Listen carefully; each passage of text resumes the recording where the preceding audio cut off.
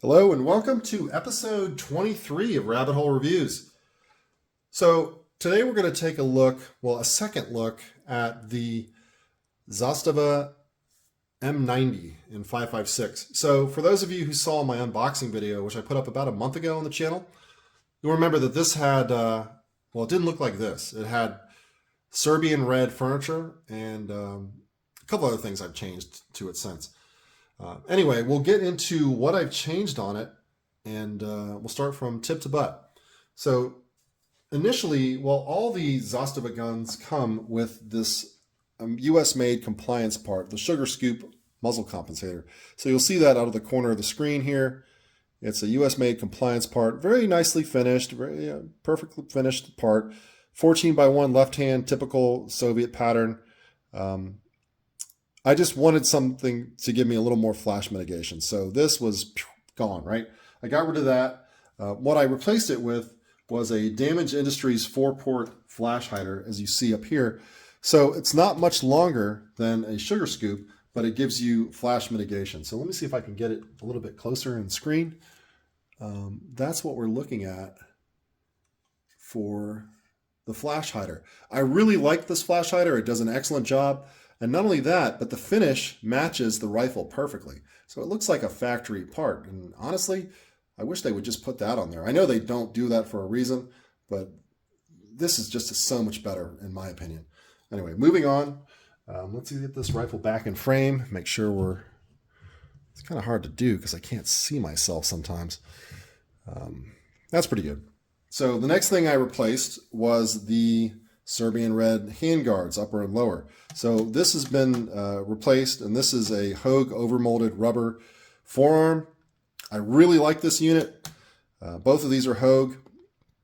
This is overmolded rubber, so it's got a very sticky, not sticky, but a nice finish where you can grab onto it. It's got some stippling underneath, and these two ports here hide some M-lock mounting points, and it comes with some polymer Picatinny rails. I wasn't too impressed with those. I never tried mounting them. Apparently it's not a very easy task, and if you're going to try to mount anything like a PEC 15 on there, which I don't know why you would, but if you're trying to, I would not trust this interface with these this handguard with those polymer rails to hold zero. Maybe if you wanted to mount a light, I think that would be fine, but that's not really why I bought this handguard. What I bought it for, well, one, it's not that terrible Serbian red wood, but also this has a heat shield, aluminum heat shield in it. This was about $57, I think, for the upper lower combo. 100% worth it. You get a nice heat shield, very similar in design that you see on like the Arsenals. And it allows you to keep the cleaning rod, which if given the option, I'm always going to keep the cleaning rod on an AK. I don't mind the extra weight. That's part of the design. Not so much for cleaning, but if nothing else, if I need to get a stake or a case unstuck, I have a tool to do that. So that's why I keep them in there. Overall, really happy with this. Strongly recommended. Not only that, it didn't require any fitting whatsoever. It was a drop-in unit. It's not loose at all. I put a little bit of elbow grease on it and forced it down. No filing required at all. No fitting. Put this handguard retainer, tapped it in. This is as solid as a rock. Next thing I replaced was the Serbian red wood pistol grip with a Tango Down unit. I really like Tango Down. AK pistol grips, just the grip angle, the stippling, the overall thickness of the grip itself. Next to, say, the Bulgarian or the Polish, I would say the Polish fatty Bakelite grip, this is my second favorite grip overall. Really nice design, feels very good in the hand, and feels like a very solid unit. It's mounted with a short screw all the way up inside the pistol grip. I can't say enough good things about this Tango Down grip.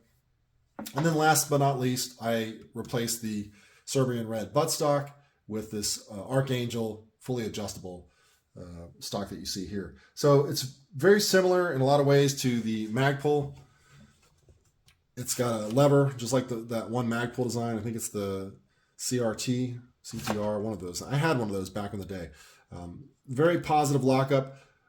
I am 6'1", and I keep this stock in the collapsed position, and it gives me a perfect length to pull. So if you extend this stock out, you'd have to be a fairly tall individual, I would think. Totally not necessary, especially given the fact that you have this very generous recoil pad on the end, which you can remove very easily. It's not held in by any screws or anything like that. I've actually doubled down, and I have it secured by double-sided Velcro to give it an extra layer of not being able to be ripped off. Very good overall. I think it's more beneficial on my M77 308, but I appreciate it in the 5.56 as well. So this is the same stock that you'll see on the Polymer M70 7.62x39 Zastava guns. Same exact stock. The only negative I would say is that these QD cups, which are ambidextrous, front and rear, both sides, they're not anti-rotational. I'm not sure why Archangel didn't make these anti-rotational. That's just kind of I think that's an oversight on their part. I wish the future ones that they make have that. And it has an adjustable cheek piece, which is nice. I don't need it for this build or this setup because I'm running an optic very low, and I don't need that extra height. So all these things together, so buttstock, pistol grip, forearm, and then now the mount and this optic, which we'll get into next, that all adds weight. So the one thing I want you guys to take away from this video is that as this rifle is configured right here with a steel Zastava factory magazine with 35 rounds of M193 ball and an optic ready to go, minus the sling, is 11.5 pounds. So that is not light for a 5.56. So the one thing you do get out of that is, well, one, this thing is built like a tank, and two, there's pretty much zero recoil, even as it's configured without a muzzle brake. It's very pleasant to shoot. It's very confidence inspiring. Everything is overbuilt, in my opinion, for what this is. But there is a weight penalty. So you have to really decide whether you want to haul this thing on a long range patrol, up and down, in wooded terrain or in heat. This thing is a beast.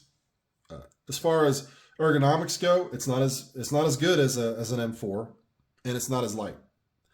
I think an M4 does everything this rifle does, but with more modularity and considerably lighter weight. And it takes Stanag M4 magazines, which are ubiquitous in the US. These are proprietary magazines. They're about $40 a piece. So I will say that they're very well made.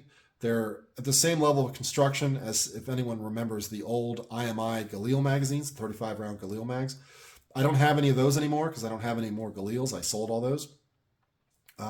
But the build quality and the overall fit and finish is identical to those magazines. Everything about this magazine is worth the $40 that you pay. If you look, there's no polymer or anything. That front ledge, all steel. Locking ledge, all steel. Obviously steel feed lips. This was worth the money. It's $40. You buy once, cry once. And what you get is a very positive lockup because it's steel on steel. If I can do this with one hand and make this happen. Let's see if I can get it in there.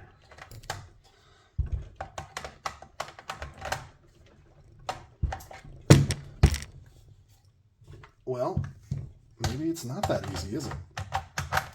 Okay, there we go. Kind of hard to do at that weird angle. But as you can see, there's no lock, there's no wobble, no nothing. Front and back, 100% So I will say that the magazine that it comes with is an AC Unity Polymer magazine. Also not a bad magazine at all. You'll see it come down here on the screen.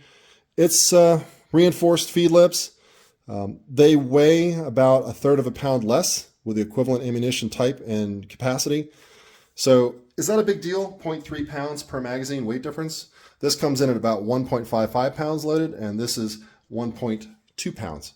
Is that a big deal, 1/3 of a pound? Well, if you're carrying 8 magazines, it starts to add up, right? So that's really something that you would have to decide whether that's worth it to you. I do like the Polymer magazines. I'm going to get a few more, and that's what it ships with. But if you want some bomb-proof magazines, I think getting a few of the steel ones is definitely a good idea. And I like the M70, or correction, the M90 enough where I'm getting ready to buy a second one at some point. I'm going to buy a walnut gun and leave that in the walnut configuration. And I don't know if I'm going to put an optic on it or not. Probably a prism scope, and keep this one with a red dot. That will be lighter, but again, that's not going to be much lighter. It'll be about a couple pounds lighter operationally than what this is. And that's really what you need to decide. The weapon itself is excellent. Zastava makes great stuff. I have no qualms with the accuracy. Now, reliability, I've only fired roughly less than 200 rounds, so I really can't give any long-term reliability, durability tests on it. But I will say that it shoots like a laser beam. Accuracy is phenomenal on this, but that's to be expected. It's a pretty heavyweight barrel profile, cold hammer forged, chrome lined.